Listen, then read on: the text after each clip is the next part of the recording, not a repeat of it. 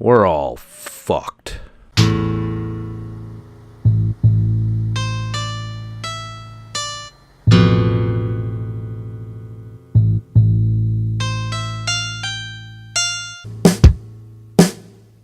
Addiction. We're all fucking addicted. Every motherfucker I know is addicted to something. It really doesn't, pretty much what we're addicted to doesn't change our level of addiction. And I am addicted. Well, what the fuck are you addicted to, dickhead? Well, I'm addicted to being addicted, apparently. I've been reading and also researching with various lectures and whatnot, Dr. Lustig's new book, The Hacking of the American Mind. And I've been kind of self-aware of my addictions individually.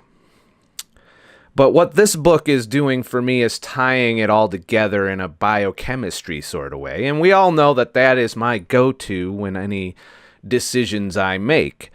A lot of my passion for the ketogenic diet and whole foods in general comes from Dr. Lustig because he laid out the biochemistry, the proven science behind how we metabolize shit.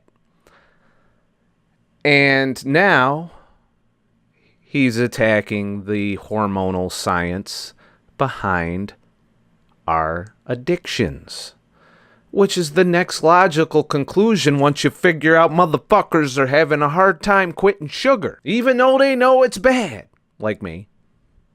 Even though they know it makes you fat, like me. Even though we now know, it destroys our liver the same way alcohol does, like me. Yet, I can't cold turkey that shit. I've tried. And I know why now. I don't know how to fix it yet. I'm working on that. Might take me a year or two of experimentation and trying other things out. But I now kind of know how I can game the system a little bit. And I've actually started experimenting with it, with addiction transfer.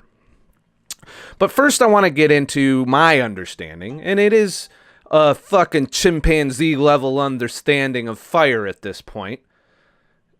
But at the same time, I'm going to lay out what my thoughts are, because I'm not all the way through that particular book, and I'm sure there's going to be further books on the subject that I delve into, and further research and lectures and topics that I delve into. But I've been experimenting a lot to try and increase my contentment in life, my happiness, or contentment, which is not the same as pleasure, which is what is derived from nearly every addiction. We are signaling our reward pathway with dopamine, that even the thought of getting our fix increases our dopamine, which triggers our reward pathways, which triggers our seeking pathways to continue to get these rewards. This is basic evolutionary science on how we survive. If we didn't have a reward pathway, we wouldn't get out of fucking bed.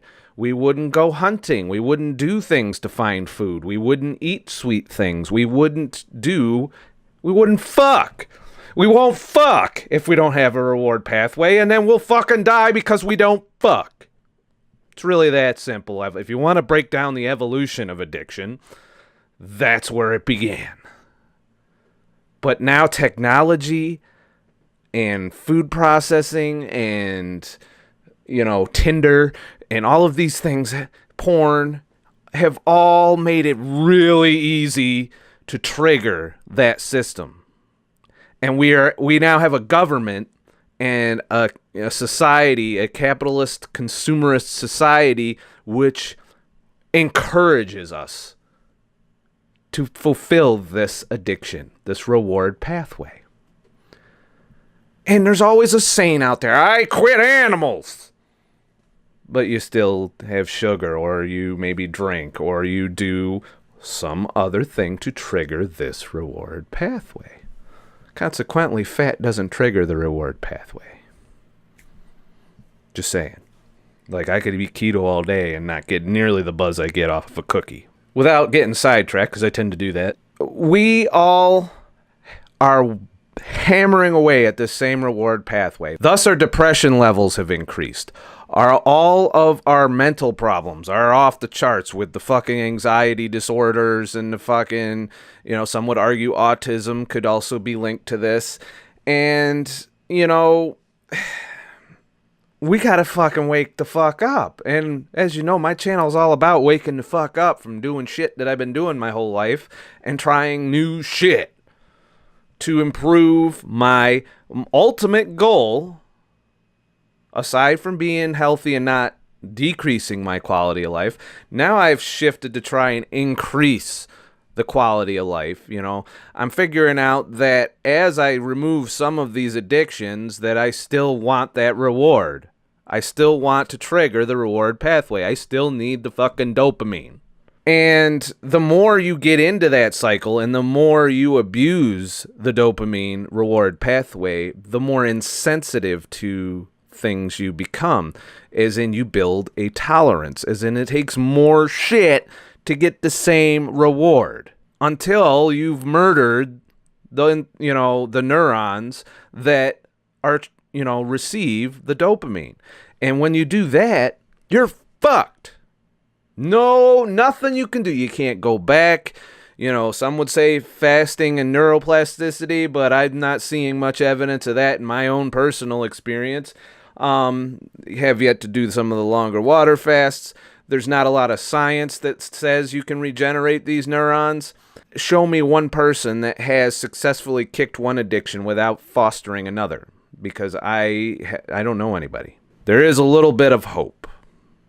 And I know this from my own addiction experiences.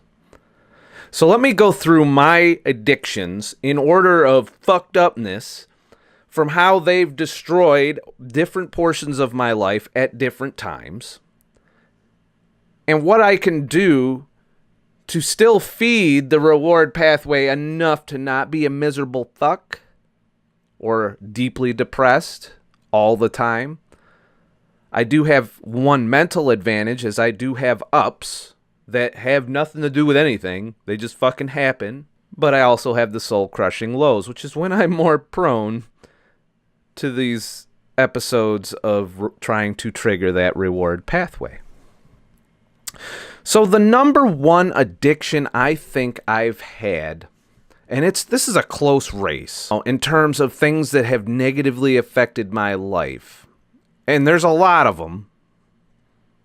A lot of addictions have had bad effects on me.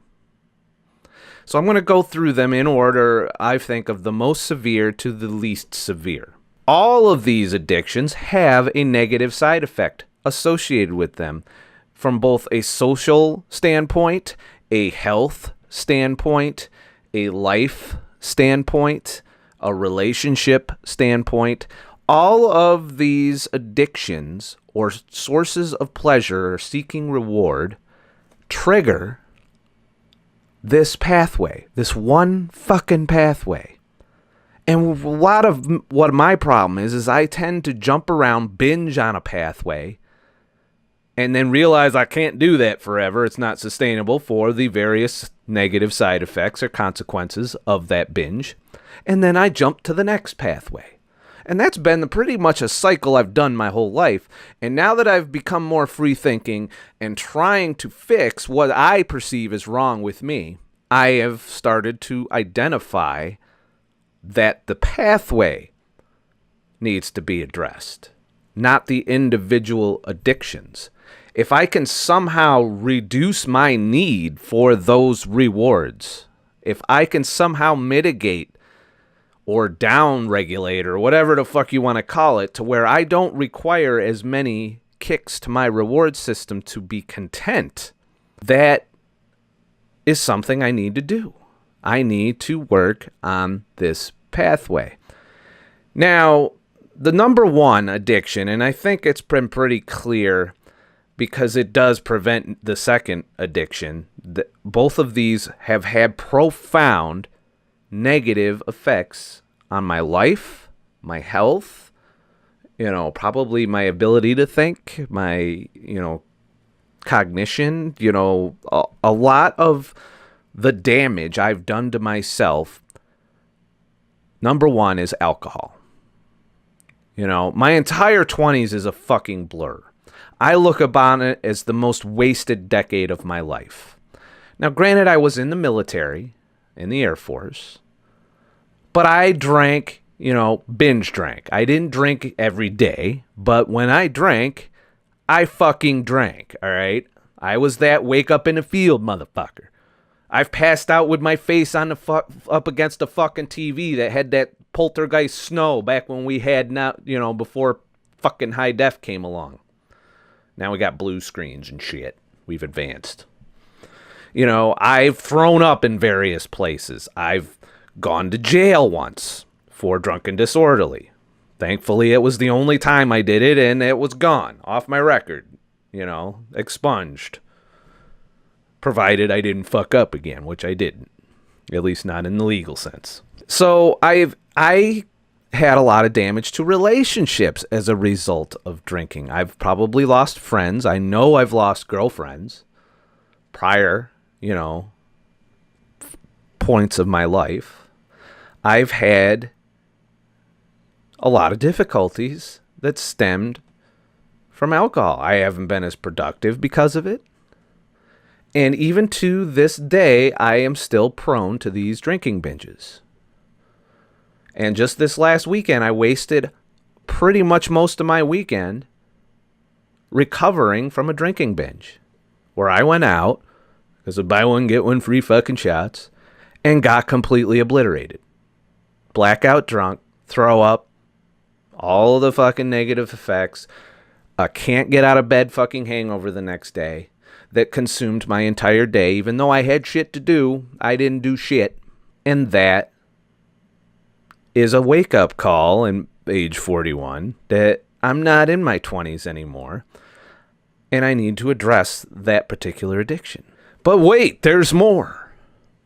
Probably the second most destructive, and I'm going to get some fucking down thumbs on this one, but I would say the second most negative thing that's happened in my life that I was addicted to, and this is going to sound stupid, love. That's right. I was constantly seeking relationship. That most fulfilling reward that we're told that everyone gets. Meanwhile, maybe a quarter of us really get there. But we're still out there, and it's our basic human instinct to go out, get our dick wet, and procreate the species. But relationships aren't a requirement for that evolutionary thing, are they? They're something that we came up with because of the combination of contentment, real happiness, and pleasure, fucking. Yet, I can think of no other than alcohol, and these two are almost equal in their destructive power over my life, and I don't want to go into a whole lot of detail in there. I got some exes floating around. I've got some baggage and some skeletons that are in closets that need to stay in the fucking closets. But, needless to say, my life would have been a whole lot better had I chosen more, frugally in the relationship department. But I wanted it. I wanted that reward pathway. What we consider to be one of the keys of happiness is marriage and the house with the picket fence and the family and the whole American dream. We've been told that is the epitome of happiness. And we all are programmed to find contentment and pleasure. Only we don't really go for the contentment. We go for the pleasure more, and we lose contentment when we do that. I don't want to go into a lot of detail on that. Like I said, there are exes, and there are exes that still pay attention to what the fuck I'm doing. And I don't want to rifle any feathers or make anybody feel fucked up. But just know that if you're an ex of mine, you contributed to what I consider one of the most negative aspects of my life that have driven me to other addictions, like alcohol. So I would say that those two are in a tight running for first place in the most destructive addictions I've had in my life. Number 3, sugar. It took a while for me to catch on to this one. I didn't even fucking know about it till a few years ago. Till I realized I was 255 pounds and growing. Till I realized I was pre-diabetic. Till I realized I felt like shit all the time. That I needed naps several times a day. That I couldn't function. That I didn't want to do shit except watch TV and play fucking video games. Other addictions, by the way. I was a Mountain Dew drinking motherfucker. There's 2 addictions in that. Sugar and caffeine. Yay! And I am still a caffeine addict to this day, too. But I grew up and spent the majority of my life indulging the reward pathway with sugar. And it did almost kill me. Had I not woken up 2.5 years ago to intermittent fasting, to ketogenic diets, to how the biochemistry of our liver takes care of our macronutrients and what negative things can come into the liver and fuck us. And when I discovered that sugar was one of them, it empowered me to make better choices, though I still am addicted. I still want the fucking sugar. I managed to kick Pop-Tarts, but I'll still overeat some fucking granola with sugar in it. You know? I managed to not drink soda, but I still need to sweeten my coffee, but I do it with, stevia erythritol or Splenda Naturals, if you see it out there. Because I need the sweet, I want that reward pathway, and I get a little bit of that reward when I consume something that's sweetened, even though it's not sugar. So that's an addiction transfer of sorts. But what are the negative consequences of those? The jury's still out on artificial sweeteners, most of them. However, I would argue that the stevia erythritol, although there's no data either way saying it's either good for you or bad for you or long-term studies or any of that shit, I do know that it does fulfill partially, not nearly to the level of sugar, the reward pathway. And when combined with caffeine in my coffee, that's a double whammy of dopamine that may just prevent me from eating cookies and Pop-Tarts and candy bars or drinking soda or any of that other shit. We're going somewhere with this because I got this epiphany that I fucking came up with on how to deal with the less healthy addictions. Like drinking, love, all of that shit. I'm going to get a lot of fucking anger on the love thing, but how many of you have truly fulfilling relationships that have lasted your whole life? How many of you achieve contentment with a relationship? We're all told that that's the path, and there are some that do get there. I don't disagree with that. Maybe you're one of the lucky few watching this right now who are going to tell me I'm a fucking moron for thinking that that's an addiction that we need to address. But it is. We often confuse the pleasure associated with love with the contentment associated with love, because it is a combination of the two. I would argue that the contentment is the way to go. But is that the way we've been going? No, we've been going for the pleasure. Fuck them. We're going to keep fucking, and then we're going to go find someone else and fuck them, and then I'm tired of fucking them. They're not getting the dopamine like I should be, and let's go fuck some more and fuck. That's what people are doing nowadays instead of finding that contentment level and being content to be fucking content. No, we got to have that pleasure coming in all the time. And if we don't get pleasure, we become assholes, which is a side effect of withdrawal from any of these. We become agitated, angry. Our reward-seeking pathway gets activated, and we become more aggressive. We become more, anxious. We get all stressed out. Our cortisol jumps up and fucks us.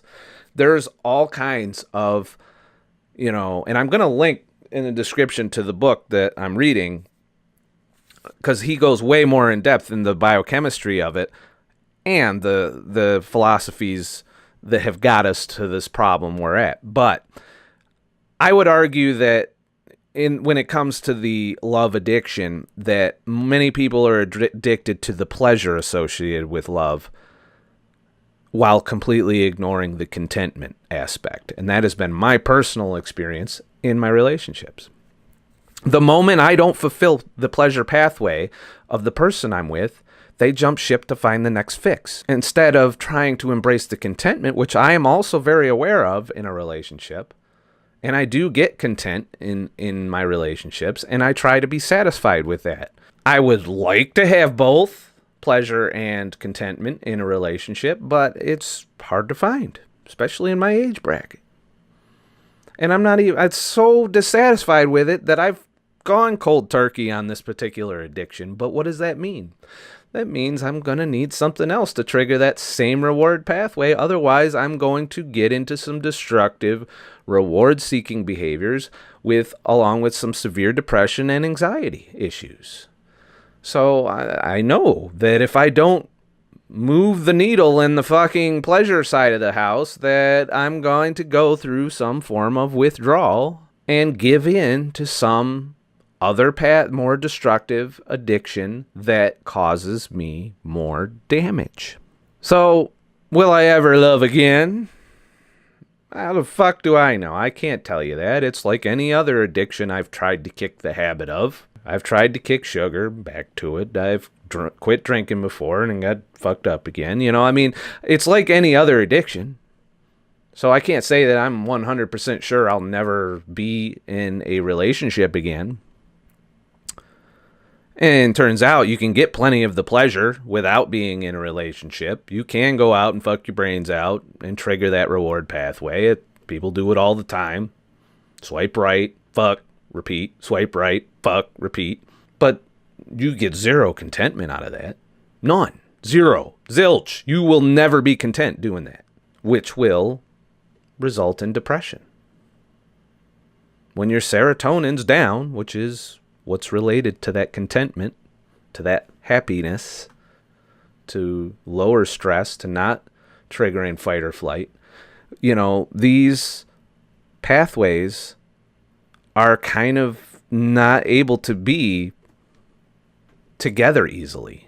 You can't have content and pleasure because an overdose of pleasure can reduce your happiness, your contentment, and increase stress and depression and all the other negative shit that goes along with it.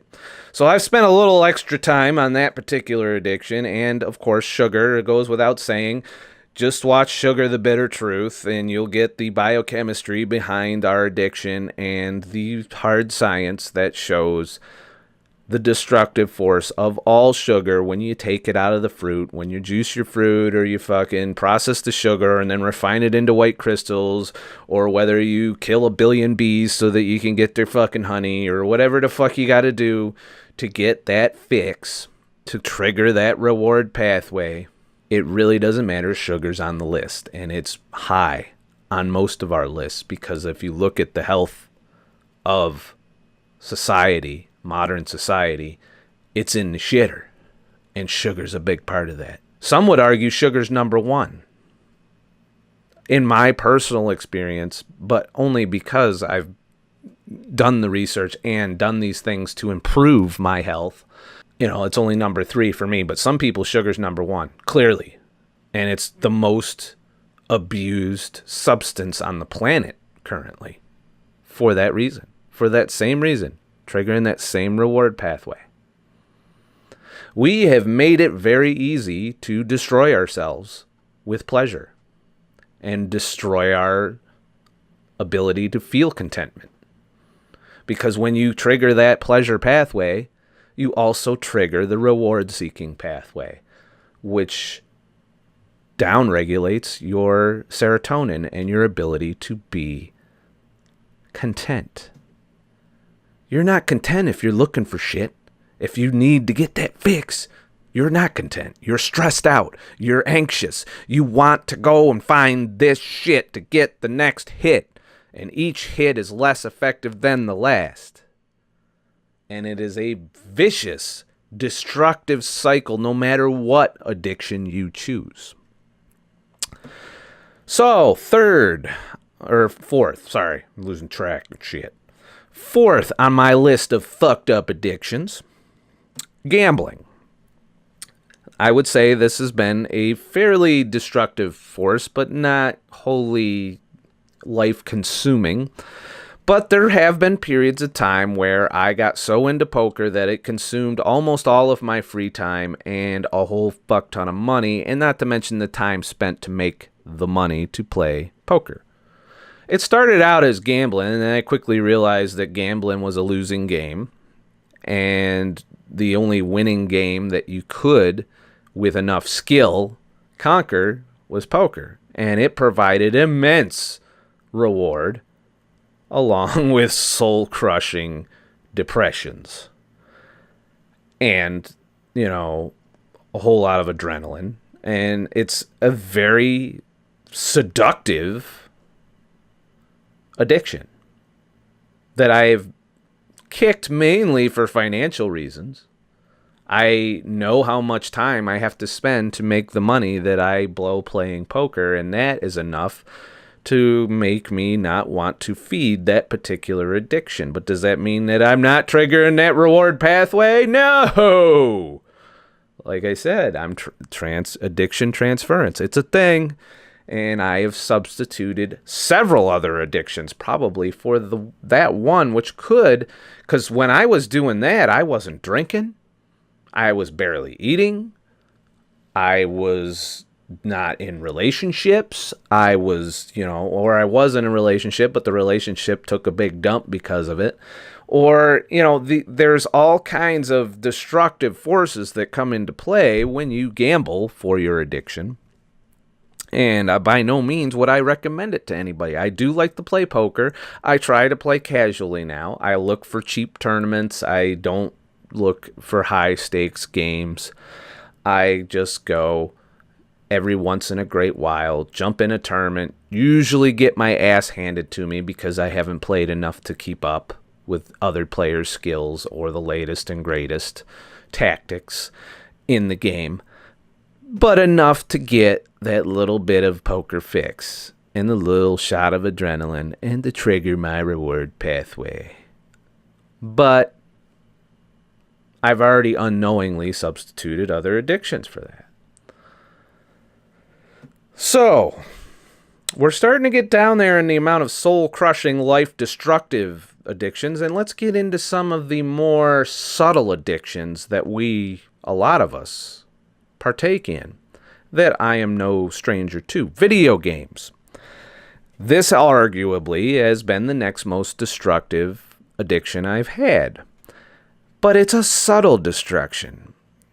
You see, what video games consume is time, attention, and can negatively affect relationships. So here's an addiction that can fuck up another addiction, namely love or fucking. And in this same realm, porn does qualify, and I have been known to partake in that. I am not a religious monk looking, even though I look a little monkly, right now. I totally have consumed porn and beat off like any other fucking guy. And if you don't, you're probably lying, but more power to you.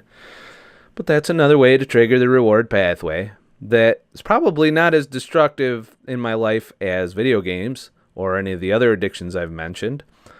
But it can take away from relationships. See, a lot of these addictions will fuck up that love addiction. So it's kind of a balancing act that's through attrition of some sort, where it just kind of, you have one addiction that takes out some of the other addictions. So, video games. Immense amounts of time lost. Tons. Time that could be spent trying to build contentment, you spend seeking the pleasure provided by video games. I've grown a lot in this area, but I still know that itch is there. If I sit down, and I recently did, I stayed up till 5 a.m. playing a video game one night. And that made me realize, look, I still could scratch the itch with video games, the same itch I scratch with all the other addictions. That's another one, and that's the one I might not be done with. Just like any of the other addictions, I will go back to it. Fortunately for me, I think gaming has sucked for the past 10 years. I mean, we just crank out the same game with different skins over and over again and ask for $50 to play the same fucking game over and over again. And that, after a while, doesn't trigger the reward pathway.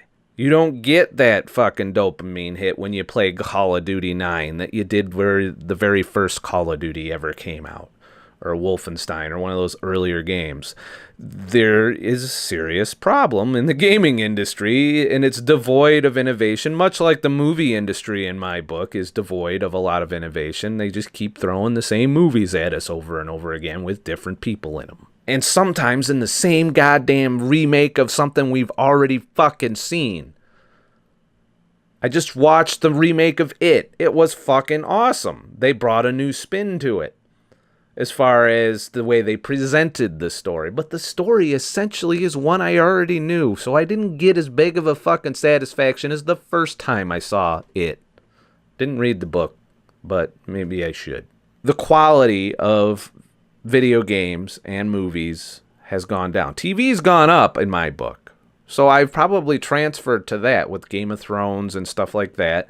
I do occasionally sink my time, which is another addiction, by the way. Video games, the reason that outranks my next subtle addiction is because it's been around my entire life. I started playing video games when I was 5 on like a Commodore fucking computer.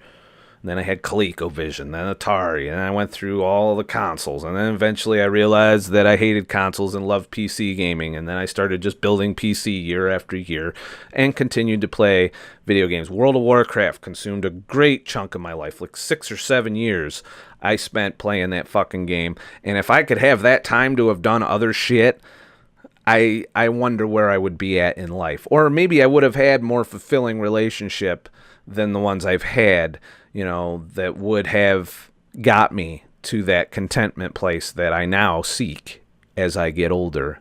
You know, I'm eschewing the pursuit of the pleasure, you know, of getting laid all the time in favor of trying to find contentment, even if that contentment is outside the bounds of a relationship.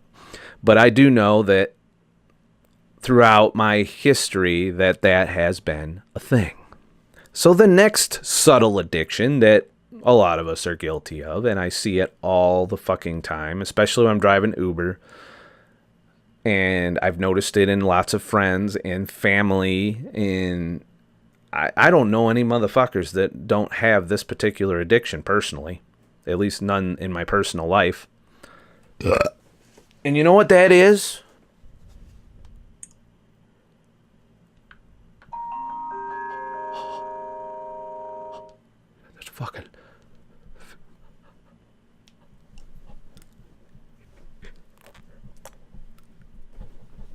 Fucking goddamn these fucking things. Addictions on multiple levels. Not only do you have to have the latest and greatest fucking most advanced motherfucking one that'll fucking suck your dick after a phone call, but you also gotta watch the goddamn fucking flip your goddamn timeline up all fucking night. Every 20 minutes. You can't get through a fucking meal without staring at this fucking thing. You can't take a shit without bringing this in there to stare at it and get your dopamine fix while you're shitting all the sugary shit and alcohol you fucking consumed out. This motherfucking thing might even be number one for some people because it does eat up time. It takes away from fulfilling friendships and relationships. It destroys contentment in favor of anxiety, of fucking complete and utter telling you how to think, showing you shit. This thing's listening to you all the fucking time and then putting ads of shit that it hears you talking about or sees you writing an email about or sees you posting about. We have given our entire soul to this motherfucker. I'm almost ready to say this might be in the top 3 for me because I, too, am guilty of whipping this fucking thing out tons of times a day. Now, granted, I don't post a lot on Facebook. I tend to spend all my time online fucking around with my channel and doing this, which is arguably a similar reward pathway to Facebook. But the fact of the matter is, I still whip this motherfucker out, and I'm constantly using it to consume YouTube videos, to read articles, to, these are productive fucking things, but they're still reward pathway fulfilling things, and they do consume time, not to mention the money to keep up with the tech so you can still watch the fucking 4K video on the palm of your fucking hand. And not to mention the amount of time that we have to spend to pay for this fucking thing, and the huge, immense data plans we need to support our constant fingertip, gotta have our hits, because we can watch Netflix through this, we can play video games through this, we can fucking swipe right on Tinder and get our dick sucked with this, we can get a ride somewhere to go drinking with this, we can do everything in our fucking pleasure life, our reward-seeking pathway with this motherfucking thing right here. We can't even sit in a room and hang out with each other without staring at this fucking thing.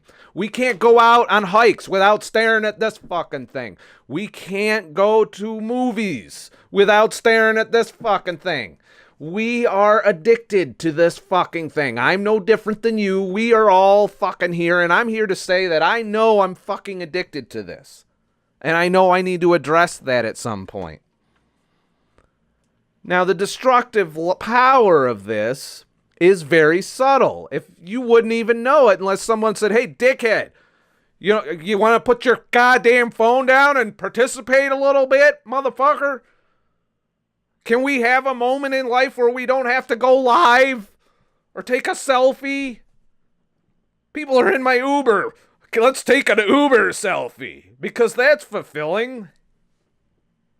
So yes, this is, I should move this up on my list of addictions, but is from a health standpoint, this is more healthy than drinking. As far as my life's concerned, this has been more healthy than, relationships, definitely.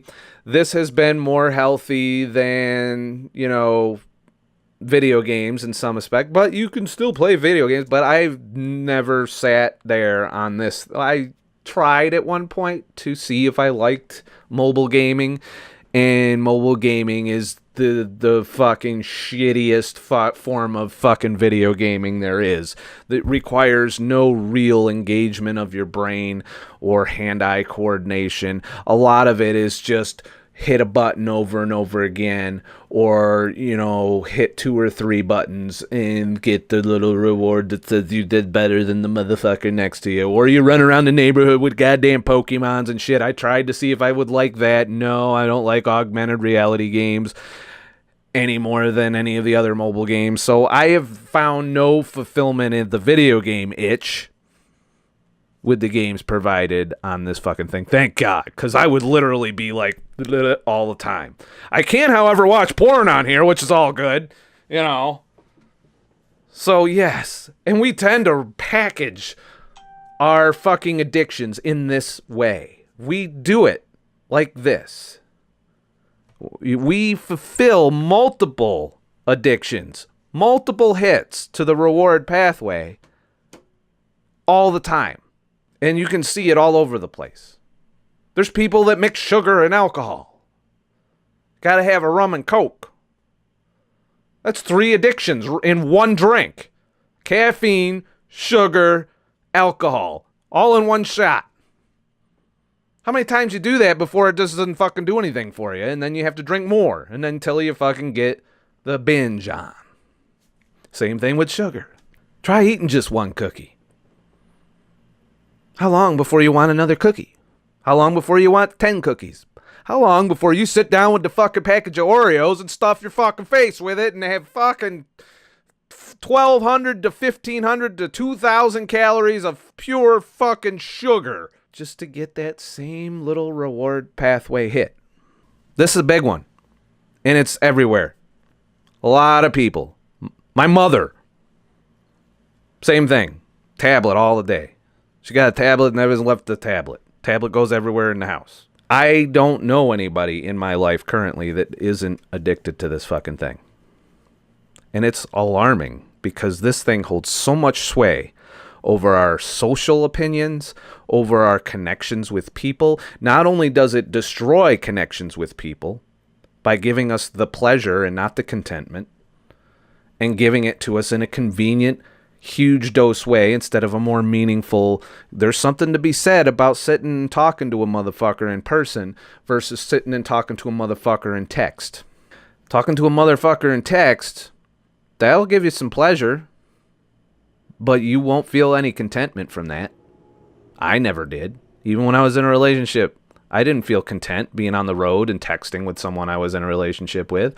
I felt content when I got home and got to interact in person or be in the same room. Sometimes I could be in the same room, not even fucking talk to each other, and feel content just to know that you're not there alone. You don't get that with this fucking thing. You're alone. Even if you're in a room full of motherfuckers, if you're staring at this fucking thing and you're in a room full of motherfuckers, you're alone. Very destructive, but not in an obvious way. You're not going to see news articles of motherfuckers dying unless they're driving while they're doing this. And I see shit tons of that being a trucker. This is probably one of the biggest destructive forces of our generations, our current generations. And it's so subtle, we aren't going to see it coming until it's too late, much like we didn't with sugar. We're waking up to sugar. Most people do know if it has a lot of sugar in it, it's bad for you. You know, we still do it though. You know, we rationalize it. We're like, well, I'll only do this once a month. And it is dosage dependent. Most of these addictions are. But triggering that reward pathway is cumulative. We need to do it more often and in more ways to get the same pleasure. And that is a cycle I want to break somehow. But there's many more addictions that are subtle. You know, some would argue I've been addicted to health and wellness and fasting, and some people get addicted to exercise and tend to overtrain. You know, that's the negative aspect. Each one of these addictions does have a negative. And so knowing this and knowing that when I quit one addiction, I tend to increase another to get the same reward, how can I at least try to reduce my addiction level, which isn't an easy task, and I would argue I have not done. All I've done is move my addictions around, and I can probably structure them in a way that does the least amount of fucking damage to my life. One of the things... Fucking phone. All day the goddamn fucking phone rings. No one ever fucking answers it. I don't want to hear the fucking phone. Shut up! Hey. Hopefully that fucking phone ringing didn't totally destroy my train of thought. So, I have always substituted different addictions for other addictions. If I quit sugar, I started playing video games more. If I quit video games, I started drinking more or going and being in a relationship. If I'm in a relationship, a lot of these other addictions take a back seat because I'm getting the same reward pleasure hit in the relationship. And relationship always caused me huge amounts of stress and anxiety because I don't want to lose that hit. It might not even be true love. It might just be trying to maintain that dopamine while also trying to get some contentment out of the deal and being scared shitless of losing that. I've been guilty of that in the past. And so much for it's probably just the addiction itself has cost me relationships. So, knowing this, we have the knowledge now to manipulate our addictions in a way that we choose the least damaging. There's still damage, but we need to at the very least, if we're hopelessly unable to break the chain of reward-seeking behavior, We need to find the ways to scratch the itch that have the least amount of impact on our life. Figure out, take your addictions, list them. Just like I did just now. List all of the bad side effects of that addiction. And then reprioritize the things you do to fill the reward pathway in a way that is the least amount of negative side effects, or the ones you can put up with the most. I don't think there's very many people going to give this thing up because of its subtlety. There are people that are doing it, but they're almost ridiculed for it. Try not listening to this fucking thing. The other day, I fucking slept in because I stayed up till 5 a.m. feeding my video game addiction. And I didn't, I slept in most of the day. This fucking thing blew up. A buddy of mine got upset that I didn't answer. Plus, I had a bunch of other messages coming in. Imagine not answering any of that shit. People think there's something wrong. People think there's something fucked up. Motherfucker didn't answer my message in 2 minutes after I fucking sent it. He must be fucking pissed at me. He must make me feel like shit. And, the same thing happens on Facebook if you don't answer people or you don't comment or you don't like. They're losing their pleasure that they're normally getting from this fucking thing when you don't respond. When they can't do this. Because their fucking data didn't go out or something. Then this thing goes on the fucking table and doesn't get fucked with for a while. When you lose signal, what happens to this thing? It goes away. So it's really the signal and the connection of the internet that we're addicted to. This is just the most convenient means of delivery. This is the needle for the fucking heroin that we're addicted to. Another addiction. Thankfully, I never got into that one. Don't. I heard it's more destructive than alcohol. We got to kind of figure out what our addictions are, what our level of addiction is, because we're not all the same there either. Some of us don't even have addictive personalities, or at least none that we fill up with the more detrimental addictions. And if you can get by with the subtler addictions, as opposed to,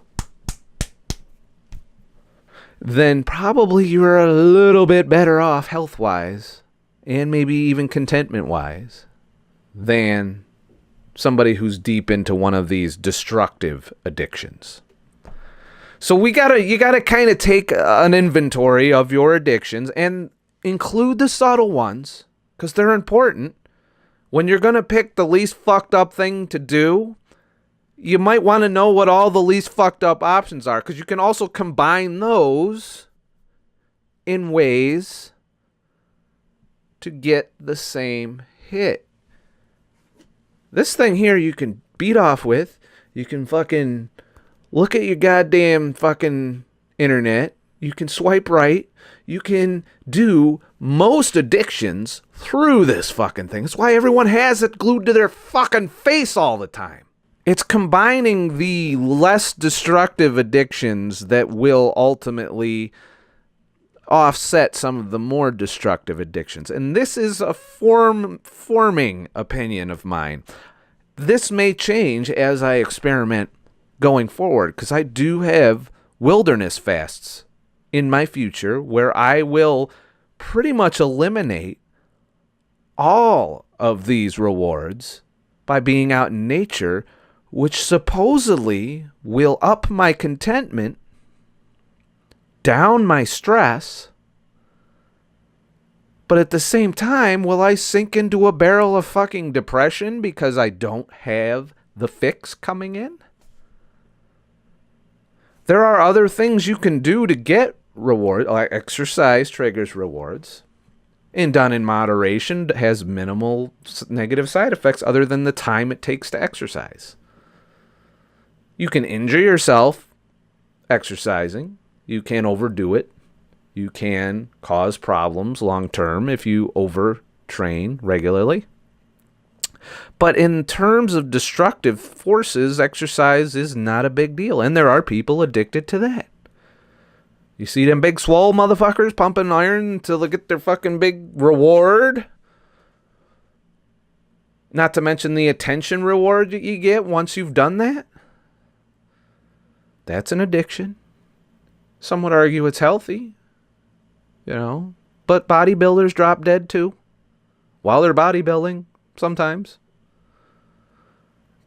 You get injured, you get problems, but that's probably better than going out and wrapping your car around some fucking kid in the middle of the night because you did a DUI. See what I'm saying? Same reward pathway, same pleasure,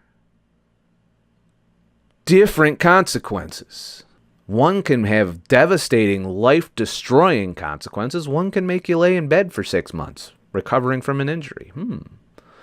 Now, I'm not a big fan. I don't get a big reward hit out of exercise myself. I get a little bit. When I go out and bike, I feel good. But it's not like a cookie. It's not a cookie good. It's not 6 fucking doubles at the bar good. But it does give me a little bit of a hit. So exercise alone isn't going to substitute for one big addiction, but you can probably roll some other smaller, less destructive things in with it to keep that pleasure pathway stoked enough to where you don't sink into depression, anxiety, and stress. And I have gone a very long way towards the contentment, and I would argue it might be possible to break the cycle somehow. But it's going to take a while to get there. And I do understand that. And I'm going to fuck up along the way, which I've been doing, with my little food binge here and there, and which is my other, there's a reason I rank that pretty high in my destructive tendencies, and one that I want to transfer addiction out of. So what am I planning to do to help do this? Well, first of all, I need to quit drinking. It's the number one on the list. It's the most destructive. So clearly it's got to go. I know. You did that before, fuckhead. What are you going to do now? Well, I don't know. One of the things, I'm considering feeding my video game addiction again. Turns out there's a few decent games out there that I do enjoy playing. So maybe I just need to do that instead of going out drinking. I'm going to lose out on some social activities, but I'll still go out and not drink. I've done that successfully in the past. It's not as fun, not as big of a reward, but there is a social reward. And that builds the contentment and reduces the stress because personal interaction is on the happiness side of the house, not on the pleasure, but on the happy. You can delve into pleasure if you start doing the relationship thing again, getting your dick sucked and that kind of stuff. But if you're just there interacting with people, having conversations, making eye contact, being around other people, you can build the contentment without the pleasure of these other pathways. Then you just go home and do your thing to fill your pleasure quota. So, alcohol's got to go. Probably going to replace it with video games, which will cut into my social life a little bit and into my time a little bit. But overall, my physical health will be better. I will get halfway to fixing my fatty liver, which I would argue in my current way, I can't reverse it. Without quitting drinking at the very least, if I continue to consume sugar, even in the small, more modest amounts that I do, there's no way to reverse it with those two substances involved. So, and I can't even get halfway there if I'm doing both. So, as of this last drunken fiasco, I no longer drink. Don't know if I'll make it.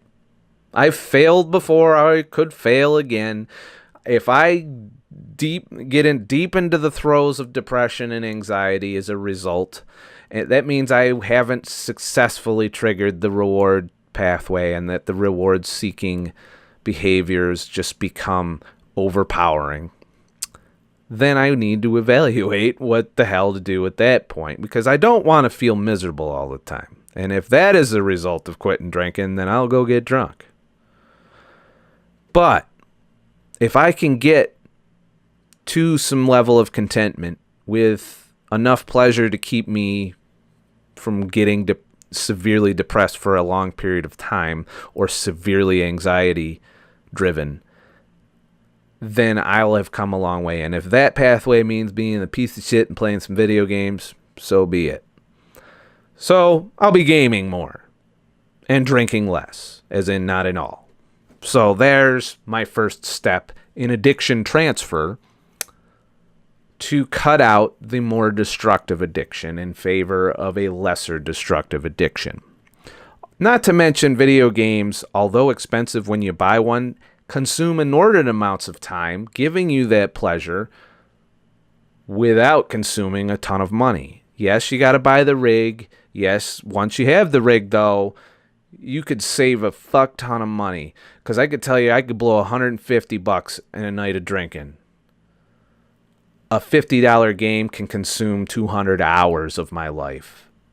And if you were to divide that into an hourly thing, it's way cheaper than drinking. So, yeah. So, yes, I'm doing a little addiction substitution, knowingly, willingly, because I know that I can't cold turkey both of those. I can't cold turkey my addiction. I always transfer it to something else. Now I don't have the relationship addiction. That was kind of involuntarily booted out of that one. But now that I know that I can get the pleasure elsewhere and the contentment elsewhere separately, that maybe I can get by without putting the two together and fucking my life up any more than I already have.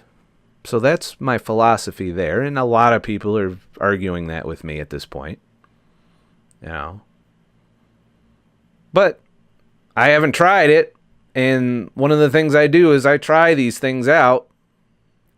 If I can separate the pleasure of a relationship from the contentment of a relationship and get that contentment in other ways through other activities that combined can provide the same level of contentment, it's very addictive to have both pleasure and contentment in one package, and it's very rare, and love is one of those things that does and can do both. Now, some people, they fall in love and they think they have both, and then they lose one or the other. Either they're all pleasure all the time with no contentment and a lot of stress and anxiety and misery, or they're all contentment with no pleasure, which triggers that reward-seeking pathway because they're not getting the pleasure hit that they're programmed to get. If you'll notice, a lot of people in relationships are on one side of that fence or the other. Either you're together because you like fucking, or you're together because you like being together. I would argue the healthier of the two is being together because you're content. You're comfortable. You are not stressed out. Might not be fucking every day, but there's other addictions that can fulfill the pleasure pathway. But most of the relationships I've been in or that I have witnessed, and I do say most, there might be one in there that qualifies for both. That's the balancing act we have to do.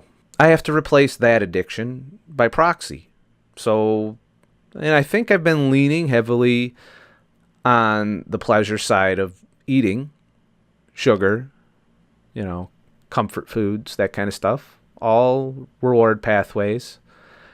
But I do that in moderation in the fact that I intermittently fast to offset the damage that I do from that addiction. From fulfilling that reward pathway, my solution has been to increase my fasting time. Is it effective for weight loss? No. No, I'm not moving the needle much. I did move the needle a little at first, but I've plateaued out. And I'm hovering. And I'm hovering at the upper end of the hovering right now, so I got to do a longer fast. I know I need to increase my fasting time, for the next probably 3 days. Plus, Italian Fest is coming up, big pleasure hit there. So I'll be going to that.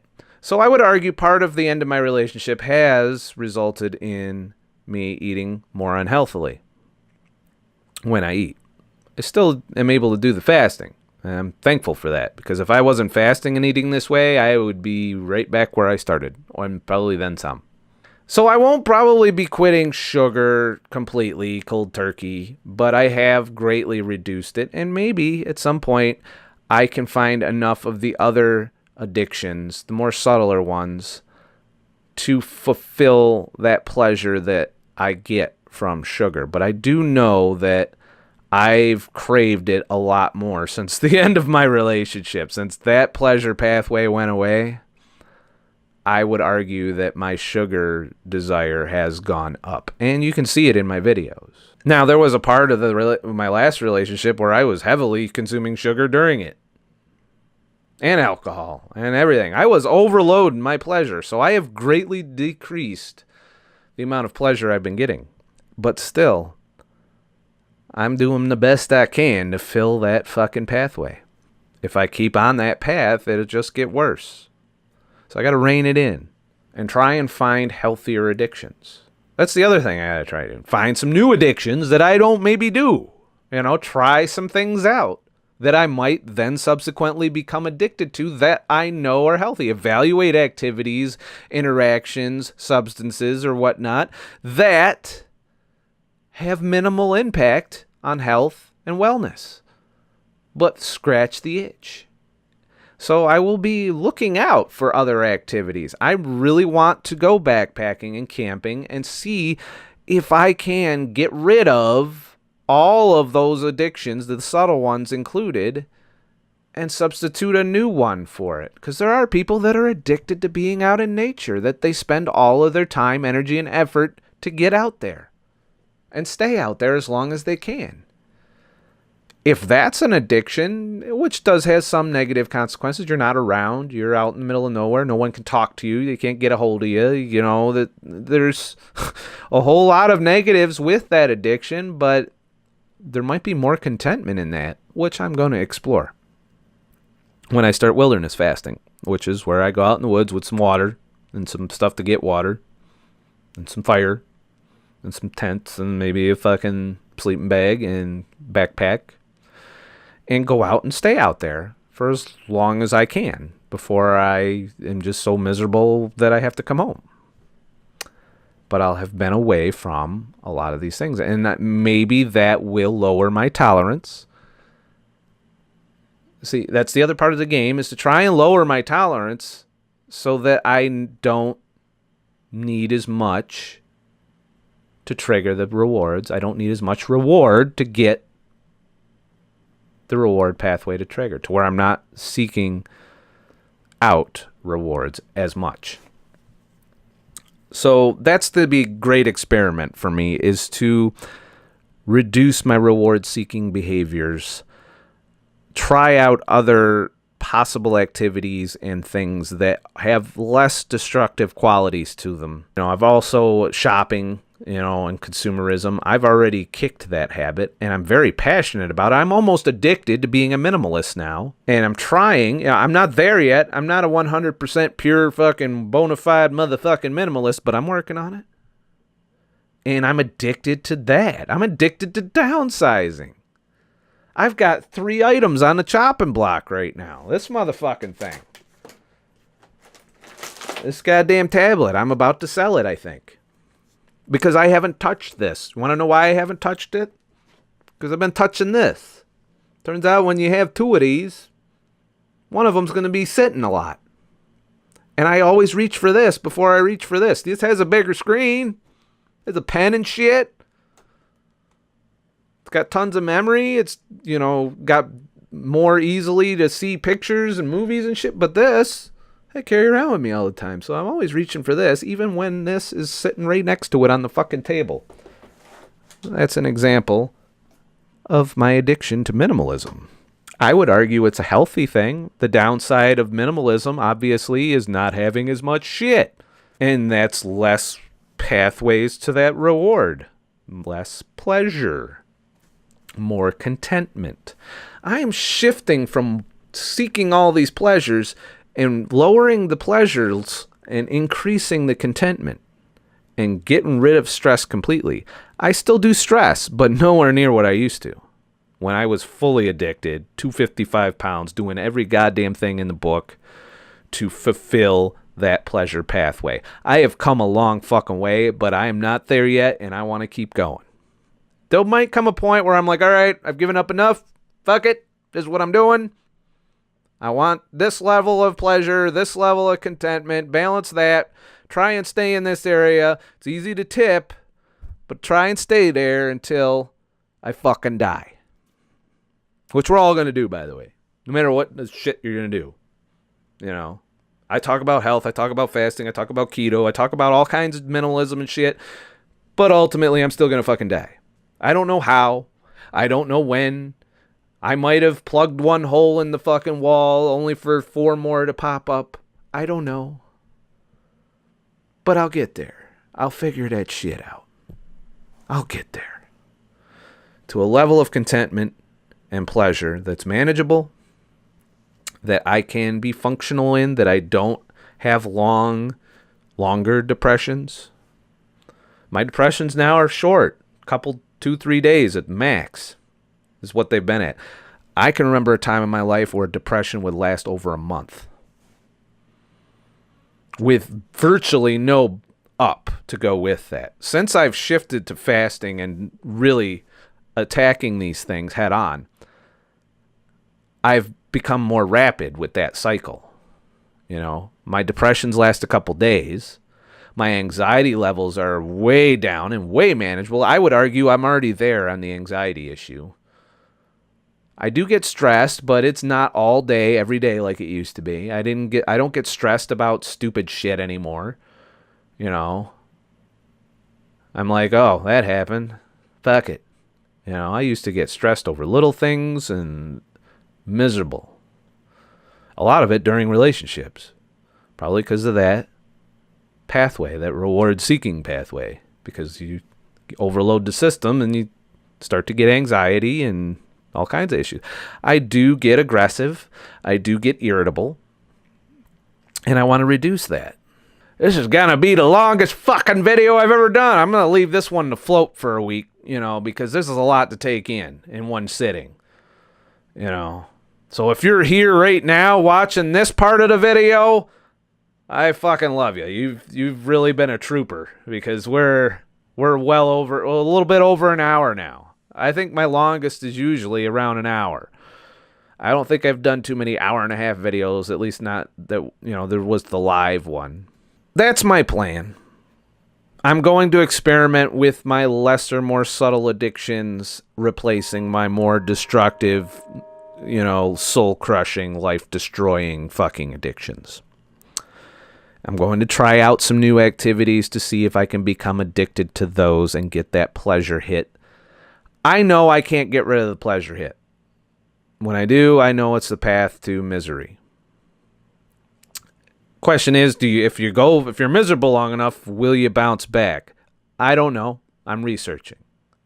I'm looking for evidence of things to try to reduce my addiction to being addicted.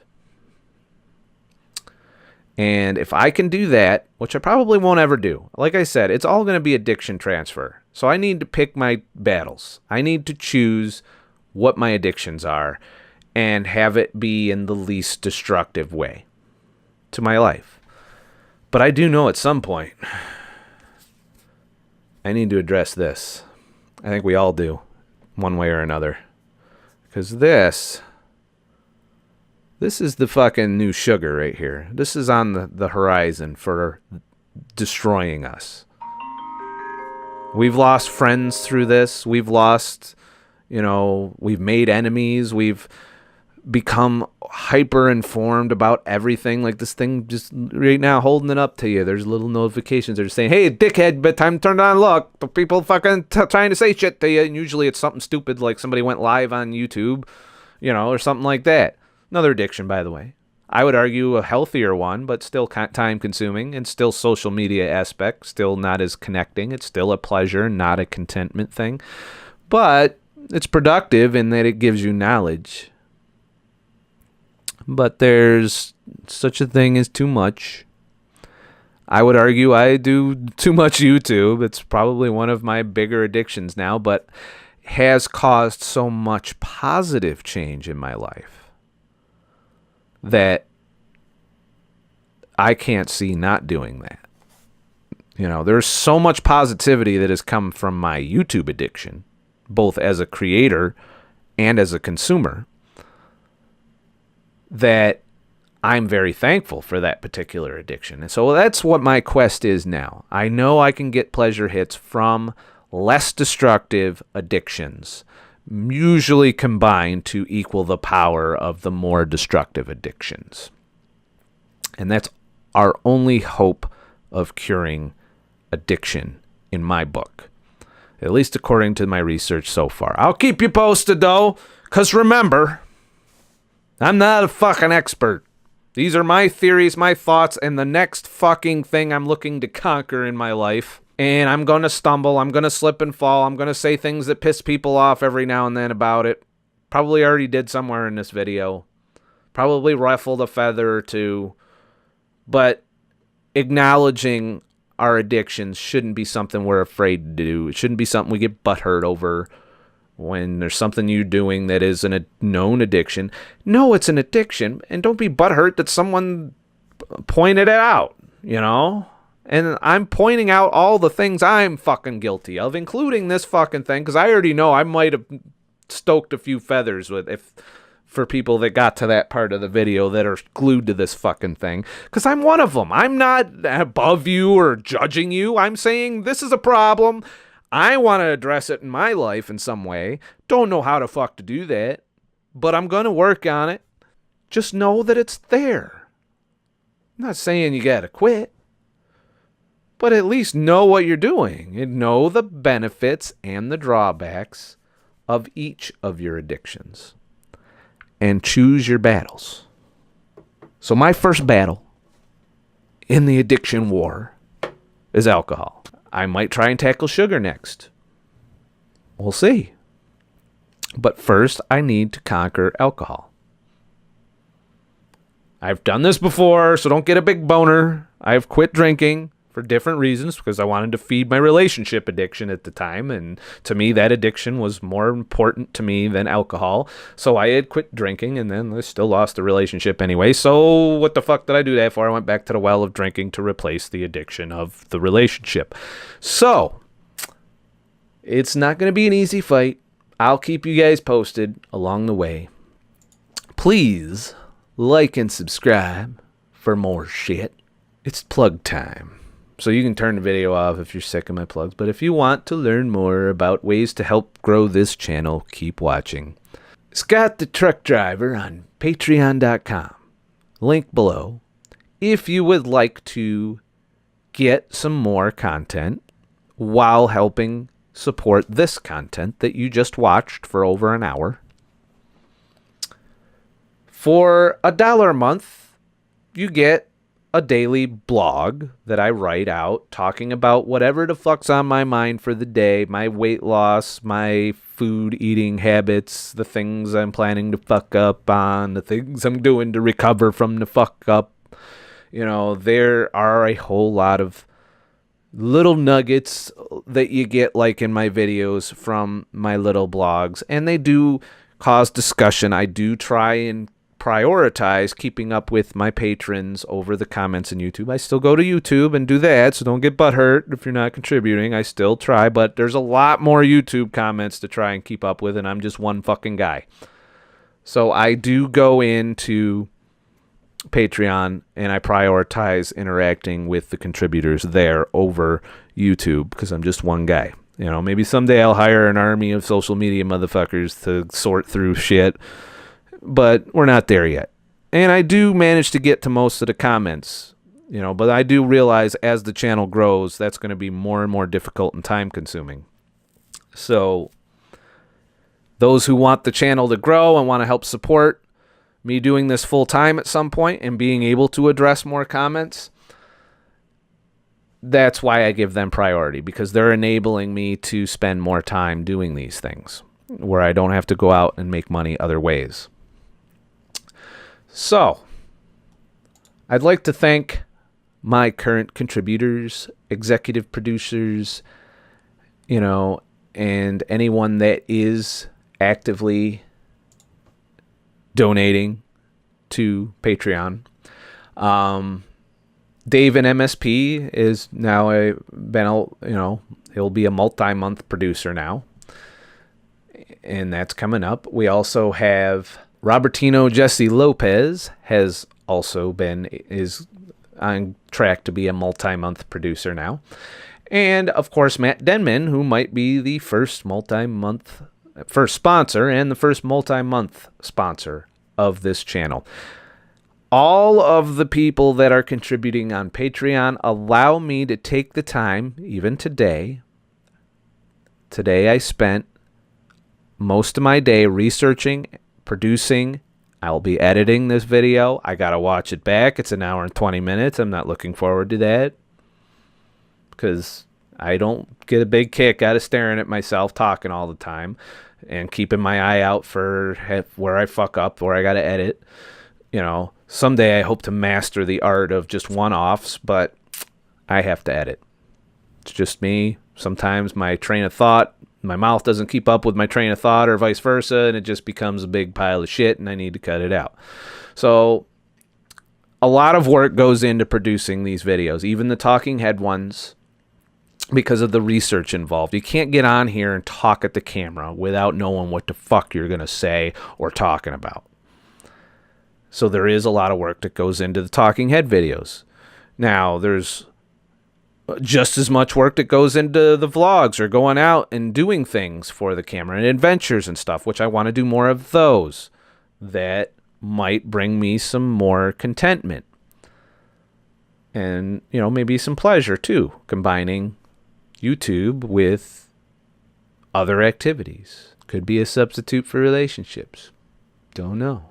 All of the patrons have made this video and a lot of the other videos I do possible. For $5 a month, you get, of course, the weekly audio podcast, which is just basically like this video was, only audio format that you can consume over the course of the week or all at once if you're a binge motherfucker.